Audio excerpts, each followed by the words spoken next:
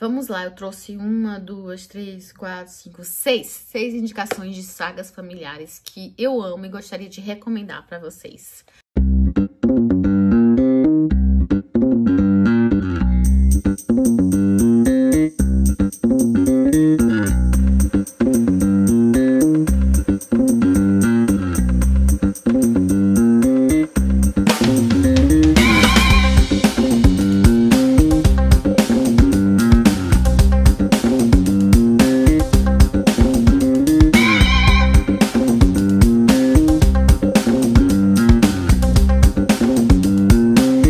Oi, gente, tudo bem com vocês? Eu amo esse subgênero saga familiar. Eu amo, porque sempre é um grande romanção. Quando a gente pensa em romance mesmo, de passagem do tempo grande, de locais diferentes, de vários personagens na trama. Então, a saga familiar cabe perfeitamente dentro do contexto do gênero romance. Peraí, deixa eu explicar pra vocês, pra sempre ter essa confusão de gênero e enfim. Existem os gêneros literários e existem os gêneros textuais. Eu estou falando de literatura, que é um texto mais especial, digamos assim. Não é qualquer forma de comunicação via texto ou signos ou sinais. Dentro do gênero literário, a gente tem os clássicos e os modernos. Para complicar mais ainda a situação, que já não é fácil, gera uma confusãozinha na nossa cabeça. Dentro dos clássicos, a gente vai ter o épico, o lírico e o dramático. E dentro dos modernos, a gente vai ter aquelas classificações que revelam muito sobre estrutura e tamanho, que é o romance, novela, conto, crônica e poemas. Geralmente, a novela e o conto, por serem mais curtos, e essa definição de tamanho, eu não sei muito bem, gente, o que separa o tamanho de um conto e uma novela, mas enfim, eles focam em um cenário específico e focam mais em um núcleo de personagem ou um personagem até. E o tempo da narrativa costuma ser curto, Nada impede de que a gente tenha 200 anos se passando em um conto de uma página. Quando a gente fala de romance mesmo, a gente está agregando mais complexidade, a gente está agregando vários personagens que podem ter várias gerações, então a gente passar pelo tempo de uma forma mais longa. A gente está agregando vários núcleos desses personagens que podem ocorrer em paralelos ou sucessivamente. Como também a gente tem espaços da narrativa diferentes, então é algo mais complexo, tipo, pensem em Middlemarch, pensem em Ana Karenina. Esses são romances dentro do gênero literário, mas não quer dizer necessariamente que vão falar sobre amor, romance. E aí existe uma outra confusão, que é a do subgênero. Dentro do gênero literário romance, existe um que é a saga familiar. E a saga familiar é o que melhor caracteriza, como eu falei, todas essas nuances do romance. Eu resolvi aqui fazer com vocês um escalonamento de sagas familiares, entre algumas que eu acho mais simples para quem quer começar a ler esse gênero e outras que eu acho que vão agregando algumas complexidades. De forma nenhuma, isso aqui é uma regra de como você deve seguir as leituras, deve começar por isso. Não, não. É uma sugestão. Vão agregar situações e nuances muito diferentes. E eu acho que isso gera um exercício para a gente pensar dentro dessas sagas familiares. Uma coisa também relevante a comentar é que, como se passa por anos, geralmente a gente vai encontrar fatos históricos acontecendo que tem alusão com a realidade, com fatos históricos mesmo que aconteceu naquele momento, naquela época, naquele país, mesmo que a cidade que seja criada seja uma cidade ficcional. E daí eu vou começar pelo que eu considero mais simples, até porque tem uma linguagem mais contemporânea e é um livro o mais contemporâneo desses aqui que eu trouxe. Eu não trouxe só sagas familiares clássicas, tá? Que é da Mindilin Patinko. Esse livro aqui a gente vai acompanhar a história da Sunja. Mas desde os avós dela, o pai dela, ela até seus netos. E a gente pega aqui mais ou menos a Coreia de 1910 a 1990, uns 80 anos aí, em média. Então, a gente vai acompanhar alguns momentos históricos relevantes aqui, desde a colonização da Coreia pelo Japão e os reflexos que isso trouxe à vida dos coreanos e todo o preconceito que surgiu em cima dos coreanos a partir desse momento, como também a Primeira Guerra Mundial, a Segunda Guerra Mundial, a máfia Yakuza tomando o poder e a representação dela dentro do Japão, como também, por exemplo, o advento do surgimento da AIDS. Então, a gente passa por todo esse percurso acompanhando a história da Sunja. Além disso, a gente também tem uma situação aqui interessante, que é a visão do cristianismo para o Oriente. É um livro que vai falar também sobre a amizade e sororidade feminina. A gente tem duas mulheres aqui, né? A Sunja, que pra mim é uma personagem emblemática e que vai ficar no meu coração pra sempre. Ela alinhada com a sua cunhada e a irmandade que elas criam, a parceria, inclusive para enfrentar toda a questão machista que existia ali naquele período, naquele tempo, e dentro de uma cultura oriental. O mais legal que a Mindy Lee faz aqui é que, além dela abrir pra gente esse olhar que a gente pouco tem sobre o Oriente, ela também cria personagens que não são nada planos, são personagens que têm falhas, que têm erros, e ainda assim você torce, você quer que as coisas funcionem, você quer que as coisas deem certo. Ela dá humanidade à situação. Acredito que há um excesso de temas abordados, talvez para mim, houve um excesso de temas abordados porque algumas coisas ficaram soltas, algumas pontas ficaram abertas, mas eu continuo amando muito esse livro. Eu já li ele 2 vezes e sempre recomendando a leitura. A linguagem é simples, você não precisa ir atrás da informação histórica. Ela vai te apresentar aqui sem você precisar conhecer tudo isso previamente. Você vai aprendendo sobre os momentos históricos dentro da leitura. É um livro muito envolvente, ele é um livro muito de fôlego, você não consegue parar a leitura dele. Então fica aqui minha recomendação de Pachinko para vocês.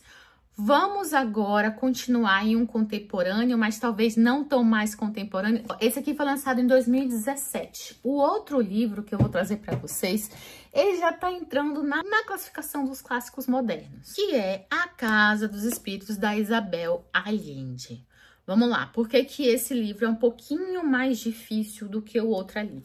Aqui a gente tem o realismo, é real, não tem grandes frases de impacto, não tem um negócio assim, uma construção narrativa em que você lê o texto e você fica, meu Deus, que texto maravilhoso. É um texto quase seco, falando quase porque por hora ela tenta assim, mas que funciona muito bem dentro da narrativa. Esse aqui a gente vai ter uma outra coisa, a gente vai ter o famoso realismo mágico ou realismo maravilhoso.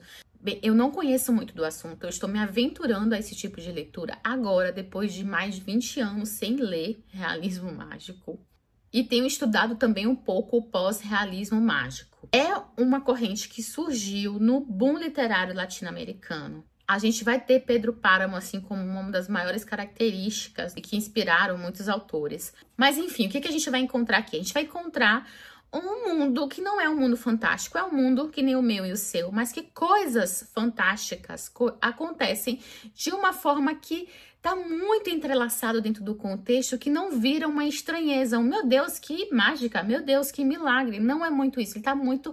eu não sei como é que eu posso explicar, tatuado, muito organizado dentro do contexto da obra. E foi uma leitura que eu fiz bem recente, e foi muito interessante para mim revisitar, depois de ter lido 100 Anos de Solidão, há 25 anos atrás, talvez, não quero fazer conta, eu tenho medo de fazer essa conta. E eu gostava muito, na escola eu lia muito conto que era relacionado a realismo mágico, tanto que quando tinha concursos de contos, textos, eu sempre usava o realismo mágico para participar desses concursos dentro da escolinha, né, dentro do colégio. Para eu voltar a ler foi com Isabel Allende agora e funcionou muito bem para mim.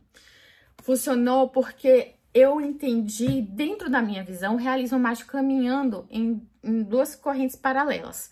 Tanto como o mágico mesmo acontecendo ali, a rosa de cabelos verdes, o Trueba encolhendo, o fantasma da Clara, eu conseguia entrar nesse contexto, mas eu criei uma outra linha também.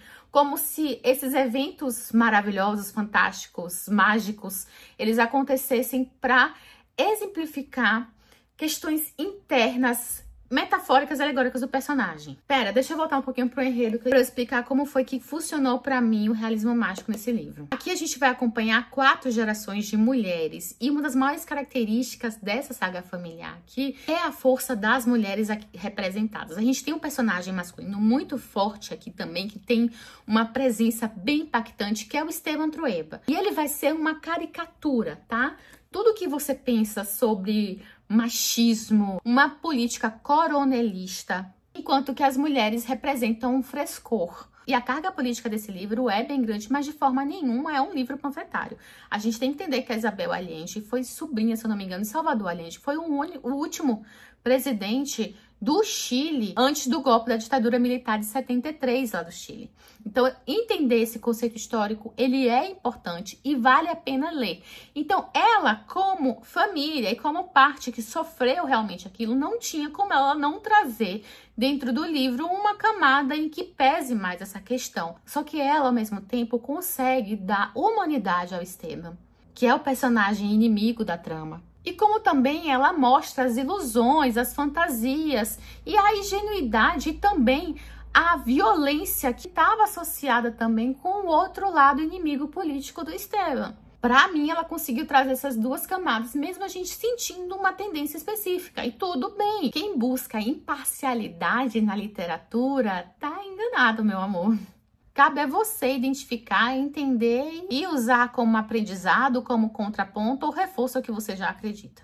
Mas voltando sobre a estrutura, que é o que eu quero trazer aqui, essas 4 mulheres na escadinha, né? A Nívia, a Clara, que é uma personagem muito importante dentro da história e ela representa muito a memória e é a personagem mais embebida desse realismo mágico. Depois a Blanca e, por último, a Alba, que significa persistência da memória. Essa representação do realismo que é mágico, que apresenta a Clara como alguém ligado ao espiritismo, que vê fantasmas, que tem premonições, que tem a clarividência com o nome Clara dela. Para mim isso representa muito mais como ela é alguém extremamente sensível e que tem uma facilidade de perceber muito as coisas que estão ali. Quando eu entendia o Esteban falando que ele estava encolhendo, ao mesmo tempo que eu conseguia ver o Esteban encolhendo, eu entendia que ele estava perdendo suas forças por não estar mais ligado ao seu grande amor. Quando eu via o Esteban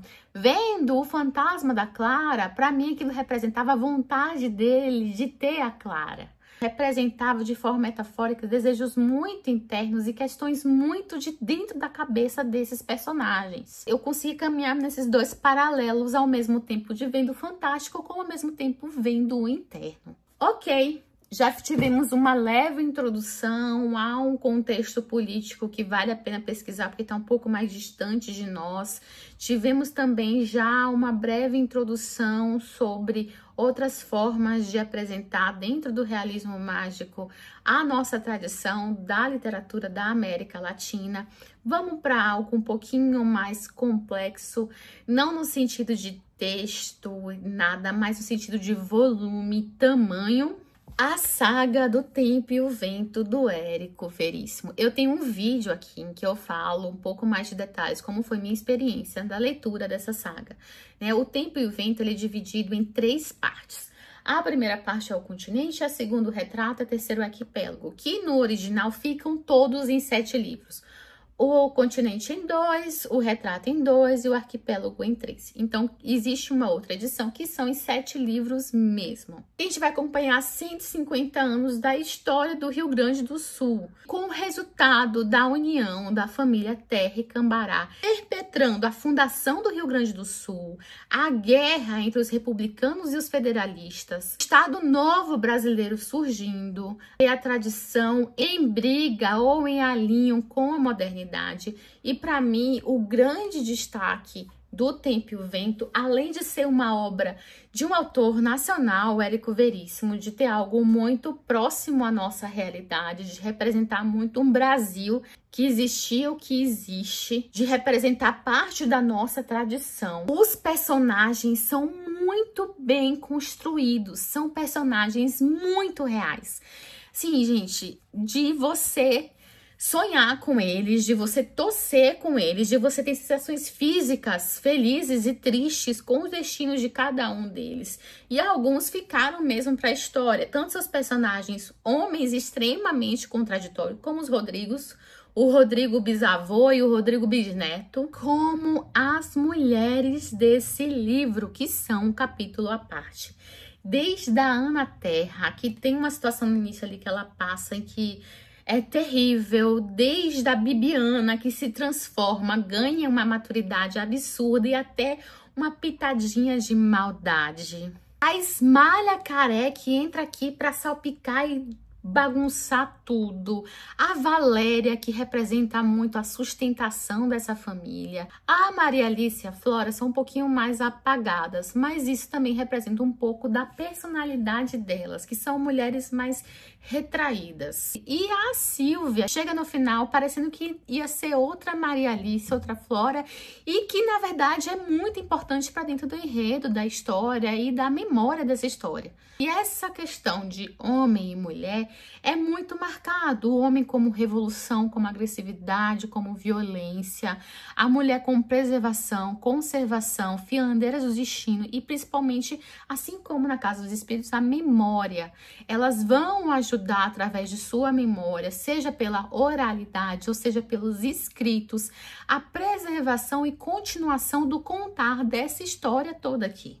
E como eu falei, a dificuldade não tá na escrita, é um livro muito bom de se ler, muito gostoso de se ler. Alguns momentos a questão política vai ser bem enfatizada e por vezes pode mudar o ritmo do livro, sim. Mas quando a gente pensa no conjunto inteiro, é um livro muito fluido, é uma saga muito fluida, não é um livro só, né? São 7 livros muito fluidos. Agora vamos para uma saga clássica, e que a dificuldade está na linguagem e no ritmo. Vamos, eu estou falando de Os Maias, do Eça de Queiroz. Esse livro aqui, ele é muito bomba. Ele tem uma fofoca, é uma fofoca, tá, gente? É a fofoca dessa família. Aqui vai ver a decadência moral dessa família dos Maias. Acompanha aqui 4 gerações, mas o foco mesmo fica entre o avô e o seu neto. E vão acompanhar também a crítica do Eça de Queiroz a um Portugal que estava completamente atrasado em relação ao iluminismo, fervilhamento e revoluções que estavam acontecendo na Europa. Um Portugal que ele via muito apegado à religião, à monarquia. E ele traz isso de forma irônica, mostrando os pontos positivos e negativos, tanto desse atraso quanto dessa evolução que vai surgindo aqui, porque ele consegue mostrar dos dois lados os pontos ruins. Os 2 protagonistas desse livro é o Carlos Eduardo e a Maria Eduarda, que vão se apaixonar e viver um romance aqui que vai ser chocante e eu não consigo contar muito sobre essa história, porque qualquer coisa pode ser muito spoiler. E tem partes muito lentas mesmo, que eu confesso que pra mim foram um pouco maçantes. Olha que eu gosto da lentidão dentro do livro, eu topo de boa, eu assimilo de boa, pra mim não é ruim. Só que nesse aqui, em alguns momentos eu precisei puxar o fôlego para conseguir ir caminhando. E a gente tem um personagem aqui dentro que é um alter ego do próprio Eça, que é o Ega. E é incrível, fantástico, é o ponto cômico para quebrar a tensão dessa tragédia familiar que é esse livro. Tragédia, escândalo, loucura, confusão, babado. Tente entrar nesse livro sem spoilers, apesar de ser um clássico, muito comentado, todo mundo já conhece a história. Tente entrar, se você não conhece ainda, sem os spoilers, porque é um choque. Os próximos 2 eu não consigo diferenciar em dificuldade onde eles estão. Não consigo separar assim, porque eu acho que são bem parecidos de dificuldade em processos diferentes. Eu vou começar um que eu já falei naquele livro dos calhamaços, então eu não vou me estender muito. Eu vou deixar o link do vídeo aqui, em que eu comentei sobre uma ordem que nem essa aqui, para você tentar ler calhamaços e perseverar e conseguir ler esses calhamaços. Pois bem, aqui a gente vai encontrar a Alemanha pós-unificação. Tá em Lübeck, que é a cidade do próprio Thomas Mann. A gente vai encontrar essa família, os Buddenbrook, representado por esse casarão. Ah, uma coisa que eu não falei. Em cada um desses sagas familiares que a gente tá comentando aqui, geralmente a gente tem um símbolo. Seja ele um casarão, o casarão dos Ramalhete nos Maias, esse casarão dos Buddenbrooks. Seja ele um relógio que aparece ali no Patinco. Cadernos de memória que aparece ali no livro da Isabel Allende. Seja um punhal, uma roca que aparece no tempo. Tem um objeto que atravessa essas gerações, marcando um símbolo de permanência, de existência dessas gerações. Então, aqui nos Buddenbrooks é o casarão, como eu comentei. Então, a gente pega aqui a decadência financeira e a decadência genética. O outro também tem uma questão de decadência genética. 100 anos de solidão. Mas a decadência genética em termos de genealogia. Pronto, não é uma decadência genética, melhor dizendo, uma decadência genealógica. Não, a gente tem enfraquecimento da parte genética também desse livro, de alguma forma, quando a gente pensa no personagem Hannah, pensando que agora caberia sim eu falar isso. E também muito marcada a decadência do vigor, da força. Vai ter aqui discutindo nessa Alemanha pré-Primeira Guerra, se achando maravilhosa, uma família que não consegue se adaptar tão bem a essas novidades que surgem, tentam manter aquele elo da tradição, mas ao mesmo tempo não consegue de forma nenhuma acompanhar tudo que está acontecendo. A gente vai ver 3 destinos dos irmãos aqui, o Thomas Buddenbrook, a Toni, que é uma personagem emblemática, e o Christian Buddenbrook. Cada um vai para um caminho. O Thomas vai ser ligado à tradição, que vai tentar manter aquilo ali. A Toni vai ser usada como recurso para se manter essa tradição, e ela sofre muito dentro desse conceito, mas ela também, ao mesmo tempo, sabe a sua função, e ela tenta condizer com a sua função e não aceita, não consegue reconhecer a mudança que a família está passando, a deteriorização que essa família está passando. E o Christian é o artista que vai para o mundo, que desamarra de tudo, representa esse outro elo. A dificuldade aqui, como eu comentei no outro vídeo, é o tom existencialista de cada um desses personagens. Eles vão, principalmente ligado ao Thomas, sabe? O Thomas, ele vai fazer uma revista muito profunda e dolorida da sua vida, de quem ele é, do que ele representa, de ter seguido algo que talvez ele não quisesse seguir, mas ele foi porque ele sabe da sua importância para a manutenção da família. Então aqui a gente vai ter o Thomas lendo Schopenhauer e discutindo essas questões aqui. E por isso eu acho que agrega dificuldades. Vamos para um outro que a dificuldade, ela por vezes é dita como, ai, não sei por que tantos personagens, não sei, não. Mas justamente isso faz parte de entender a crítica, contexto e a ideia do que Gabriel Garcia Marques queria trazer com esse livro, essa quantidade de descendentes dessa família que tem nomes repetidos e a linguagem, o signo da palavra. Estamos falando de 100 anos de soledad do Gabriel Garcia Marques. Eu tinha comentado com vocês anteriormente sobre isso. Esse é um livro que eu li há muitos anos e eu nunca tive coragem de reler. Eu tenho essa edição aqui que eu vou só dar uma pausa para mostrar, porque essa edição é maravilhosa. Essa é uma edição comemorativa de 50 anos da obra no original. E ela tem, deixa eu só explicar aqui para vocês. Ela é ilustrada pela Luísa Rivera e tem a tipografia do Gonzalo Garcia Barcha. Deixa eu mostrar para vocês a beleza que é. Isso aqui é o Macondo, ou as loucuras de Macondo. Realismo mágico, gente, tá aqui com força, pra mim, de uma forma que na época, por isso que é muito difícil resgatar essa memória, era bem marcado, uma forma que quando eu li a Casa dos Espíritos, pra mim não ficou tão marcado, ficou muito fluido dentro da narrativa. Pois bem, olha essa contracapa aqui dentro. Deixa eu mostrar pra vocês a árvore genealógica, que não vai conseguir abarcar as 7 gerações. Tem muitas ilustrações dentro desse livro. Olha que beleza isso aqui. Tem muitas ilustrações. Deixa eu mostrar um outro pra vocês. Ai, olha, gente, essa edição é de chorar de lindo. Olha isso aqui, meu Deus. Ai, ai, ai, ai, ai, ai. Olha isso aqui. Não, demais, demais. E aqui, a árvore genealógica, ela é de uma tirada que eu amo, muito fantástica. Porque aqui a gente pega também o que eu falei da decadência genética. Porque essa família funda e fecha Macondo, tá? Que é essa cidade fictícia que a gente não sabe mais ou menos onde fica, nem sabe o tempo específico que tá. Mas a gente vê aqui uma questão política entre liberal e conservadores acontecendo, que pode representar também o que a América Latina viveu durante a briga da Guerra Fria, né? Ditaduras sendo formadas pelo apoio e financiamento dos Estados Unidos, ditaduras de direita, e ditaduras de esquerda pelo apoio da União Soviética, né? A gente sabe que a América Latina sofreu muito com essa divisão e foi vítima dessa guerra entre essas duas grandes potências, com o reflexo que a gente tem até hoje. Mas aqui a gente pega, né, a Úrsula, que é uma personagem fantástica, e o primeiro José Arcádio Buendia, tendo vários filhos, mas destaco aqui Aureliano e José Arcádio. E o interessante é que dentro dessa língua... E veja aqui, ó, que o Aureliano, ele tem muitos filhos, gente. Uma vez aparece na casa dele os 17 na porta, tá? Toda essa família tá ligada num laço trágico muito forte, que a Úrsula sente. E a Úrsula também entende que esse laço tá ligado com a força do nome, né? O nome é um signo e um símbolo muito importante. Os José Arcádios, que aparece aqui, eles se repetem em várias gerações, porque existe essa tradição de entender esses nomes, a personalidade de cada um.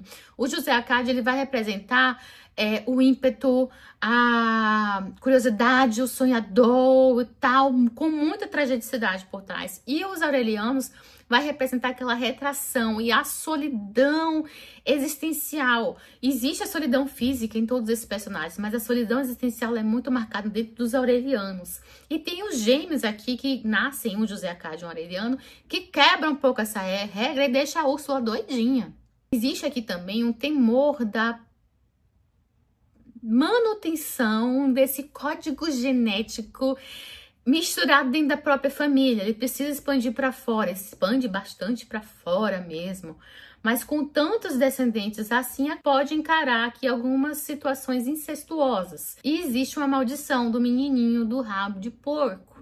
E aqui a gente vê como o último representante aqui, um aureliano que tem um rabinho de porco que nasceu aqui. E assim como a gente encontra nos Buddenbrook, que a gente vê aquela grande família, a árvore genealógica sendo um triângulo invertido com a ponta para baixo, né?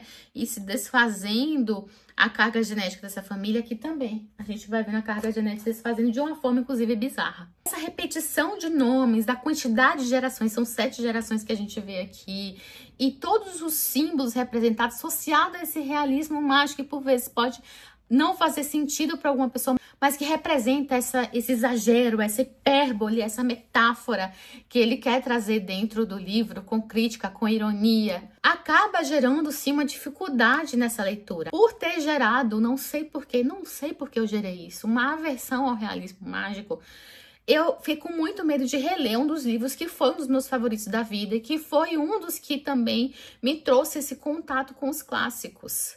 Porque sim, esse já é um clássico, não é um clássico moderno, que nem a gente pode chamar Casa dos Espíritos.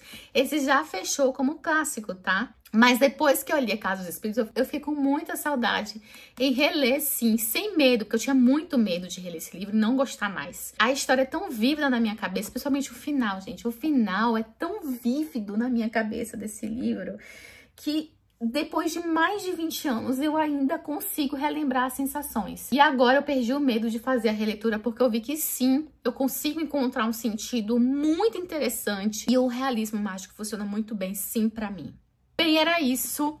Me falem se vocês gostaram desse tipo de vídeo. Acho que o primeiro vídeo desse estilo foi dos calhamaços, agora aqui das sagas familiares. Me falem se vocês querem ver mais vídeos assim. Já me falaram pra eu fazer isso um pouco de literatura da América Latina. Já me fala para eu fazer um pouco disso sobre literatura russa, sobre ficções históricas. Acaba que aqui em Saga Familiar entra um pouquinho ficção histórica, por isso que eu acho que eu não vou fazer esse específico. Pediram para eu fazer um também sobre calhamaços difíceis e graduar. Eu pensei também em fazer um sobre fluxos de consciência e as dificuldades que a gente pode encontrar dentro deles. Tô com várias ideias aí para fazer, mas coloca aqui embaixo outras que você acha que poderia ser interessante, que você tem curiosidade. Eu posso, dentro do meu repertório, tentar organizar mais um vídeo assim. Até o próximo.